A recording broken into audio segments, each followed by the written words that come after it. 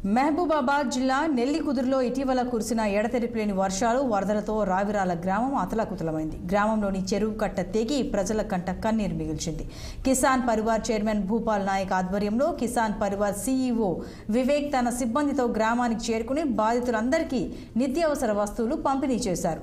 మహబూబాబాద్ జిల్లాలో 600 కుటుంబాలకు బియ్యం, పప్పు, ఆయిల్, వంట సామాగ్రిని పంపిణీ చేశామని సీఈఓ వివేక్ తెలిపారు.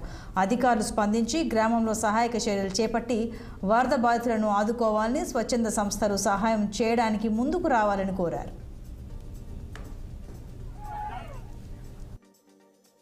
మహబూబాబాద్ జిల్లా డోర్నకల్ అనేక తాండాలు మేము తిరగడం జరిగింది.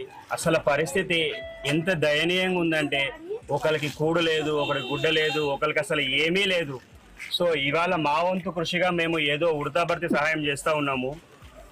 నేను ఇక్కడి నుంచి ప్రతి ఒక్క స్వచ్ఛంద సంస్థలు అడుగుతా ఉన్నా, నాకు తెలిసిన వారికి తెలియని వారికి అందరినీ అడుగుతా ఉన్నా, దయచేసి మనం అందరం మన తోచినంత విధంగా ఈ 2 జిల్లాలకి, ఒకటి ఖమ్మం మరియు మహబూబాబాద్, తోచినంత విధంగా సహాయం చేసి మనం వాళ్ళకి ఈ ఆపద కాలంలో అందరం చేయూతనివ్వాలి అని చెప్పి కోరుకుంటా ఉన్నా. మహబూబాబాద్ జిల్లా డోర్నకల్